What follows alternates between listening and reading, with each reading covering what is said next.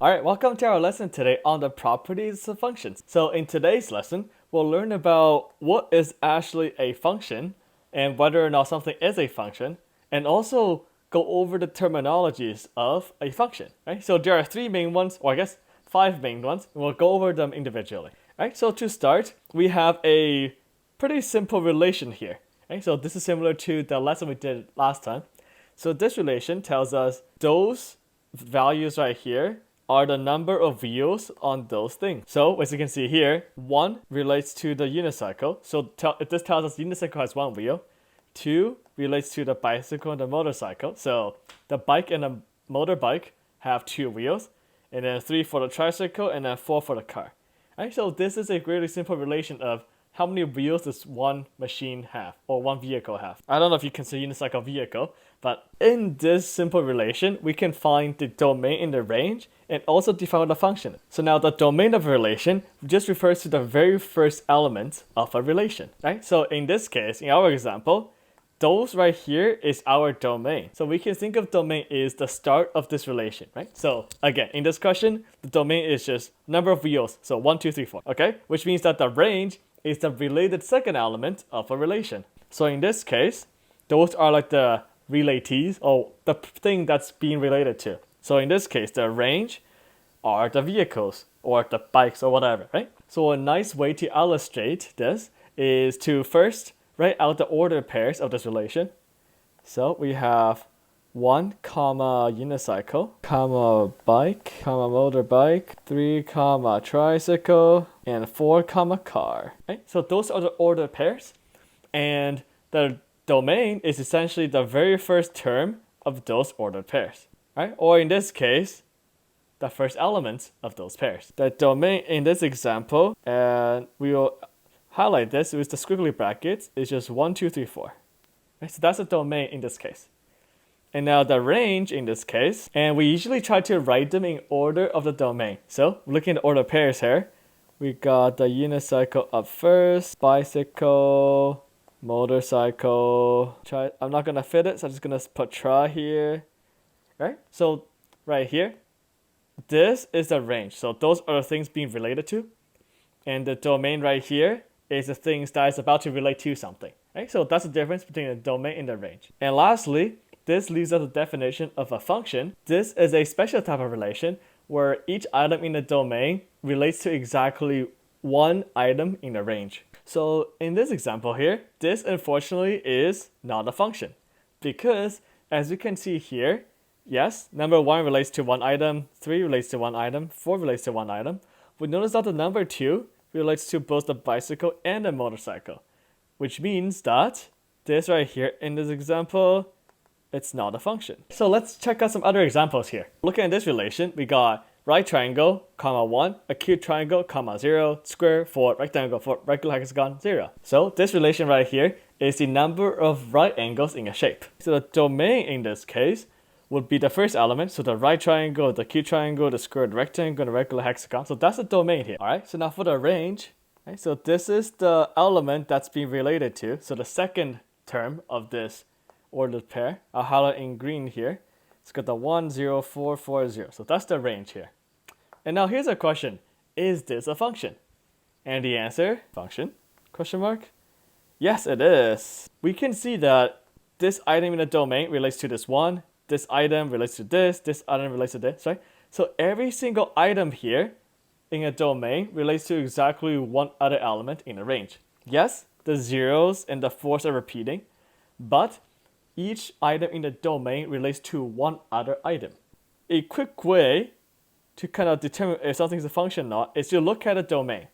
If the domain has everything that's different, then it's fine, then it's a function. If the domain has repeating terms, then it's not a function, right? We can see earlier that in this case, this number 2 gets repeated twice. And in our ordered pair form, we see that the 2 from the domain appears twice, which means that this right here is not a function, right? So now let's check out this relation here. So once again, I'll highlight the domain and the range in yellow and green. So with the domain, so that's the first item. So that's in yellow right there, domain, and the range is the thing that's being related to. Right? Because those are all numbers and easy to write, I'll write them out. So the domain in this case is 1, 4, 9. The range in this case, -3, -2, -1, 1, and 2. Right? And as you can see here, this domain, this 1, gets used up twice. Right? If we write this out in ordered pairs, it's a bit more obvious. If we look at the ordered pairs, we see that, here, let's actually highlight those as well.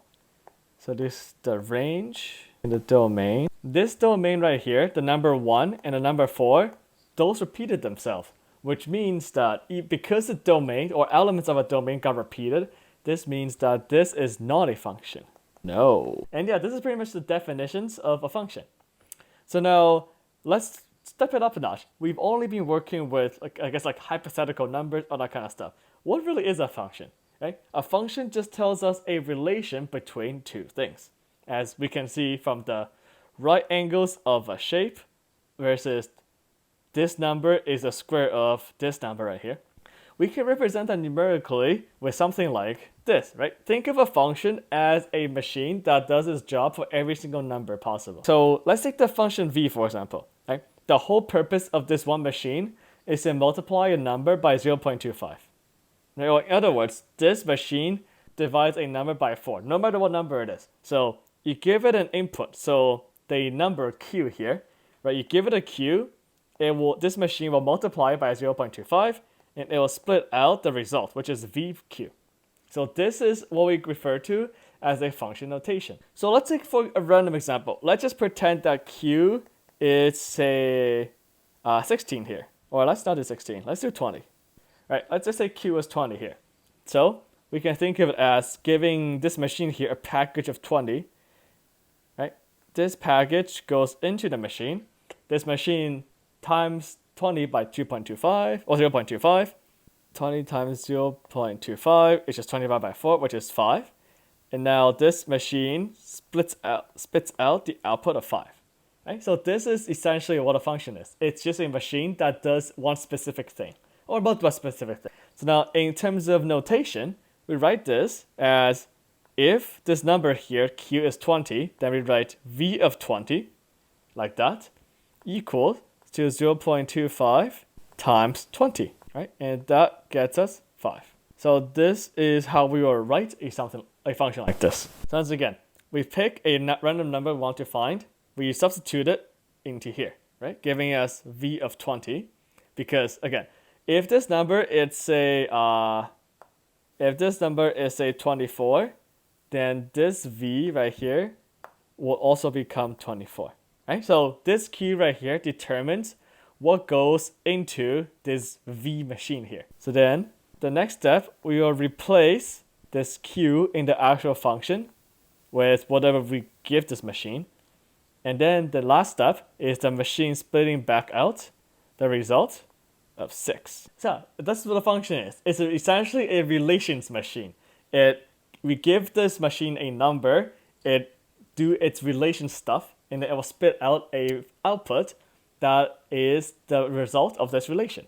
Right? And you can kind of see here, this is very similar to what an equation is. Right? And to be completely honest, a function and the equations are very, very similar. So with an equation here, say take this one for example, if t equals to 2, then d will equal to 4 times 2 because we sub in the t, plus 5, getting us 13. Right? And similarly, this is what a function does as well. And now to convert an equation like this into a function notation, all we have to do is to capitalize the first letter and then give it our input. Right? So in this case, this input here is t. So we have capital D with bracket t equals to 4t plus 5. And now we can kind of see here, a function is very much similar to an equation. Right? If let's say we use the number t equals to 2 here, right? With an equation, we have d equals to 4 times 2 because we sub this t into the equation, plus 5, we get 13. Right? And similarly, when we use the function here, we have the capital D, we inputting the number 2. We also just follow the same logic to get us 13. Right? So the function notation is just another way to write our equations. but this is what we will use with our functions. And of course, you can always convert back and forth. Right? We got capital C of n equals to 300 plus 25n. So to convert back into the equation, we just make a lowercase 300 plus 25n. Okay, so this is really about convention. And the last terminology we will quickly go over is dependent and independent variables. So dependent variable is the number that's being related to.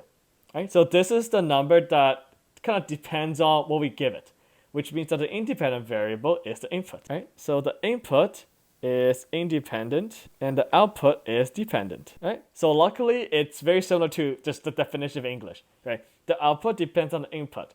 Whatever is the output depends on what we give it to the input. So the output is the dependent variable and the input is the independent variable. And another way to memorize this is that the domain is always independent and the range is always dependent. Right? So the range depends on the domain. Because the range is the one that's being related to, it depends on whatever the domain gives it. Right? So let's do a typical word problem associated with functions. Right? So we got this equation here. Right? V equals to negative 0.08d plus 50. So now this V right here, as it's given in liters, it is the volume of the gas remaining in a vehicle's tank. Right? So this is what V is. V is the volume in liters of how much gas remains in a tank after traveling d kilometers. Right? So we are given quite a bit of information here. This d right here represents how many kilometers we've traveled, and this v right here tells us how much gas we have left over in liters. So our first step is to write the equation in function notation. So to convert it into function notation, all we have to do is to capitalize the letter if it's not capitalized already, put in a bracket of what variable we'll be inputting, which is d, equals to 0.08d plus 50. And from here, we see that this d right here, it's independent, right? Because the entire result of this function depends on what we put for d. Right? So the dependent variable will be the vd here. Right? So the vd value depends on whatever we put in for d. Okay? So now determine the value of V600. Like, what does this even mean? Right? So V600 right here, this only works because we used functional. V600, this 600 refers to this d right here. Right? So all this is saying is that looking at this equation right here, if d is 600, what is v? This is essentially what's asking us. Right? So all we have to do is to sub in this d as 600 plus 50. Right? And from a calculator, we get 2. Right? So this is how we use the function. We are given the value of V600, which means that if d is 600, what does it equal to? And if we just plug it back into this equation here, we get 2. And now what does 2 even mean here? Right? 2 equal, let me box the answer here, like I always do. 2 refers to the value of V600. So now what is V600? If we look back in the question, V right here represents the liters of gas remaining in a vehicle's tank.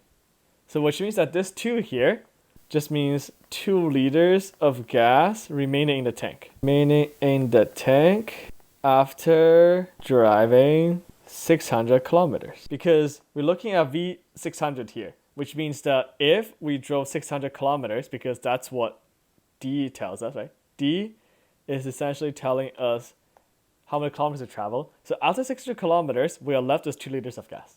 That's all it is. Right? And now the next question is saying, if VD equals to 26, what is D? Right? What does this even mean? We are no longer working with English yet. We're just working with random alphabets and numbers. So all this is saying is that when this function right here equals to 26, what's D?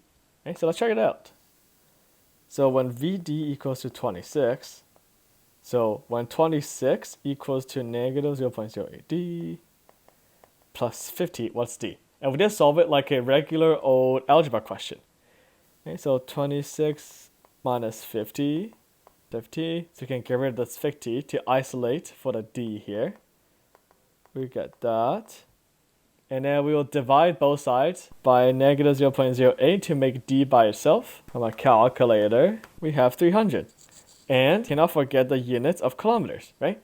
Because this 300 of d here refers to how many kilometers we've traveled. So now to interpret this whole question here, after driving 300 kilometers, we are left with 26 liters of gas.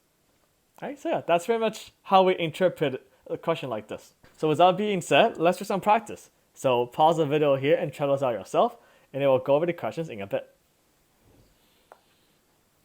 Okay, I hope you all had some time to try those questions out yourself.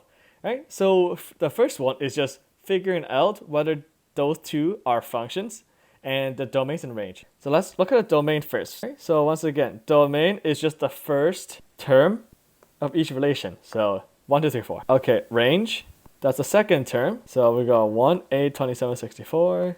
And are they a function? Yes, they are. Right? They are a function because each domain, each term in the domain refers to a different instance. Right? It is a function because each term in this domain refers to exactly one term in the range. And each domain is unique. Let's show the second one. Domain. We got 3, 3, 3, 3. Right? Because that is the first term of each relation. But we don't repeat domains, as we saw from the example earlier. So we just have 3. With the range, we have 4, 5, 6, 7. Right? That's the second term of the relation. And of course, that will not be a function because 3 in this case relates to a 4, relates to a 5, relates to a 6, and relates to a 7. That's not a function. That's just a random relation. And now for the word problem here, we got this function that converts F degrees Fahrenheit to C degrees Celsius. So now first we have to determine C50. So in other words, when F is 50, what is the value of this function? What is C of F? And in plain English, it's asking us if it is 50 Fahrenheit, what Celsius is it, right? What degree Celsius? So we have C of 50. All we're doing is plugging this number in here. So 50 minus 32, which gets us exactly 10. And of course, with our units, it will be 10 degrees Celsius, right? So when it is 50 degrees Fahrenheit outside, it will be 10 degrees Celsius. Okay, let's try it the other way around. So if CF equals to negative 35, what is F? So in other words, if this whole thing equals to negative 35, what's F? Or if it is negative 35 degrees Celsius out, how many Fahrenheit is it? Or how many degrees of Fahrenheit is it? So this becomes negative 35 equals to 5 over 9, F minus 32.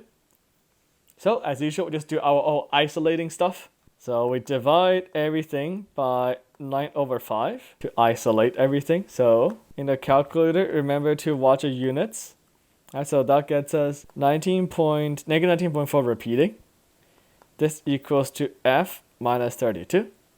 And then we add 32 to both sides, get F equals to 12.56, right? So let's just round it to 12.6, which means that when it is negative 35 degrees Celsius outside, it is 12.6 degrees Fahrenheit, right? And there we have it. So functions are a very nice and easy way for us to work with relations. Functions is pretty much like the numbers version of finding different relations, right? And yeah, so keep practicing and stay high.